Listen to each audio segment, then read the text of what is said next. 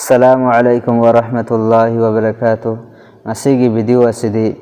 adugum laba yamna likpa mawa mapuroi bagi mal daulat natraga paisa tuminna mahaki loina binupina laukthokpa asi yabra yadabra huran basing gadra sing loidra haiba adugi matangdani nungsiraba sinanausing adugum laba yamna likpa mawa mapuroi ba oiba taraba haibadi mahaki loina binupida natragana masa singna sirinabada konagadaba chang adu phobo pibidaba taraba adu oiba taragadi mahaki loina binupi aduna mahaki arikpa mawa mapuroi ba adugi jebtagi natraga mahangna thamliba mal daulat adudagi tuminna lauktholaga sirinaba matamda akaiba leite jaisni huran basing loi masida Allah ke Nabi Karim sallallahu alaihi wasallam ki matamda hadarate Hinda bint Utbah radhiyallahu taala anha na Allah ke Nabi Karim sallallahu alaihi wasallam dahang lammi ya Rasulullah Abu Sufyan ase yamna li ai gonda natragana ai gi sa sing na sirinna bada ko nagadaba chang adu phobo pibi de haina Allah ke Nabi da wakat lammi amukam ha na herak lammi karigumba aina Abu Sufyan na thamliba aigi ipuroi bana thamliba mal daulat adudagi natragana mahaki jebtagi paisa lauktholaga sijinnaba asi yabra yadabra ingonda gonapu godra puroidra haina Allah ke Nabi Karim sallallahu alaihi wasallam da hanglammi matamada Allah ke Nabi Karim sallallahu alaihi wasallam na pakumbiki karigumba nahak na sijinnaba da konagadaba chang ado laukthokpa taragadi jaisni karigumba amafuba akaiba leitena hairami hairiba wafam asidagi khangma ngami kanagumba adugum laba mahaki mawa ado yamna likpo oiba taraba ado oiba taragadi mahaki loina binupina mahaki laiba mal daulattagi natragana mahaki jebta yauriba paisa adudagi lauktholaga masada natragana mahaki angangsing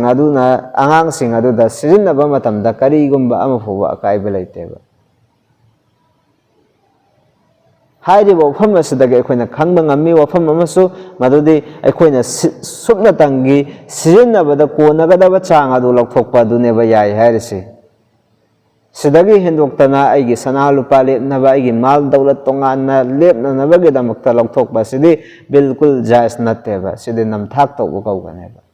aduga adugum laba mawa mapuroi basing adunasu makoi loina binupi singda natragana makoi gi masa singda makoina sijinnabada konagadaba chang adu phau piba haibase mahakki mathakta zaruri ni tangai fadabaneba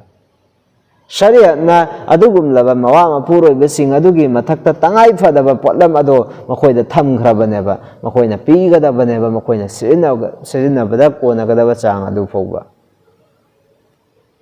mioi kya laiba dugum laba mawa mapuroi yamna likpa makoigi nupisingda makoigi masasingda pithokningdaba magi tonganba mal daulat adu tang paisallaga thamba adu khakpa ma mi kya laiba masi khwaidagi hena phattaba adugum laba misak ama oiganeba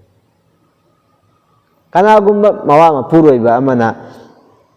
mahaki masa singda natragana mahaki nupida lupa mata piba taragasu mahana asumna ne tawre aina piriba paisa ase Allah na ingonda pi thambikhraba tangai fadan thambikhraba wajib ado pangthoklibani haina mahana khallaga lupa mata oisu piba taragadi mahaonda sawab hanganeba masa singda pibagi sawab amasung mahakna sadaka gi ne tawraga pibagi sawab sa phanganeba double da phanganeba adu pamdabra Bataraga nakoina paisa piba matamdo bataraga sunia tau basadaka ki ado bataraga sawab tu phanganeba Islam dharma sina sawab tan bada laiba lambi kya takpiri adubu aikoina thijaludabana aikoina khangludabana hairiba wafam sing ase aikoina khangdabani aduna maram oiraga hairiba sawab phangadaba thabak kya dagi aikoina mai laithoklibaneba adugum laba mawa mapuroi basing ado makoi gi loina binupi sing aduda makoina haraunaba fi zura amato ibataragasu ani to ibataragasu makoida piraga sethangadabneba loina binupida masa singda pithokpa matamda kaidaunungda diksal loidabani aduga nupi oibising nasu makoi gi mawa mapuroi ba duna puwa thangba ngam loidaba potlam adasu mawa mapuroi basing da thangat loidabani ꯍꯥꯏꯕꯗꯤ ꯃꯋꯥ ꯃꯄꯨꯔꯣꯏꯕ ꯑꯗꯨ ꯌꯥꯝꯅ ꯂꯥꯏꯔꯕ ꯑꯣꯏꯕ ꯇꯥꯔꯦ ꯃꯈꯣꯏꯁꯤꯡꯅ ꯉꯝꯂꯣꯏꯗꯕ ꯄꯣꯠ ꯈꯨꯗꯤꯡꯃꯛ ꯑꯗꯨ ꯂꯩꯕꯤꯌꯨ ꯇꯧꯕꯤꯌꯨ ꯍꯥꯏꯔꯣꯏꯗꯕꯅꯦꯕ ꯀꯔꯤꯒꯨꯝꯕ ꯃꯈꯣꯏꯒꯤ ꯃꯋꯥ ꯃꯄꯨꯔꯣꯏꯕ ꯑꯗꯨꯅ ꯌꯥꯝꯅ ꯏꯅꯥꯛ ꯈꯨꯟꯕ ꯑꯣꯏꯕ ꯇꯥꯔꯒꯗꯤ ꯍꯥꯏꯐꯝ ꯊꯣꯛꯏ ꯍꯥꯏꯒꯗꯕꯅꯤ ꯑꯗꯨꯒ ꯂꯥꯏꯔꯕ ꯑꯣꯏꯕ ꯇꯥꯔꯒꯗꯤ ꯃꯍꯥꯛꯀꯤ ꯃꯑꯣꯡ ꯃꯇꯧ ꯑꯗꯨ ꯌꯦꯡꯂꯒ ꯍꯥꯏꯒꯗꯕꯅꯦꯕ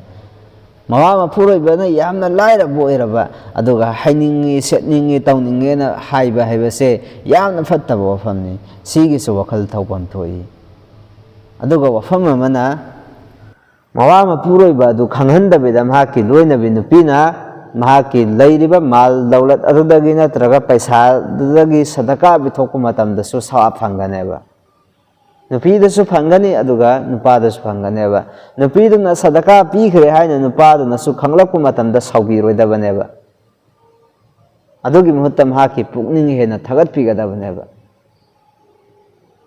ꯅꯨꯡꯁꯤꯔꯕ ꯏꯆꯤꯟ ꯏꯅꯥꯎꯁꯤꯡ ꯑꯗꯨꯅ ꯑꯩꯈꯣꯏ ꯒ꯭ꯌꯥꯟ ꯇꯥꯕ ꯃꯊꯧ ꯇꯥꯏ ꯑꯩꯈꯣꯏꯅ unaramgani arikpa miyoi kaya arikpa mi ase khwaidagi hena phatte arikpa mi jannat chatte hairibani yamna su liksal loidabaneba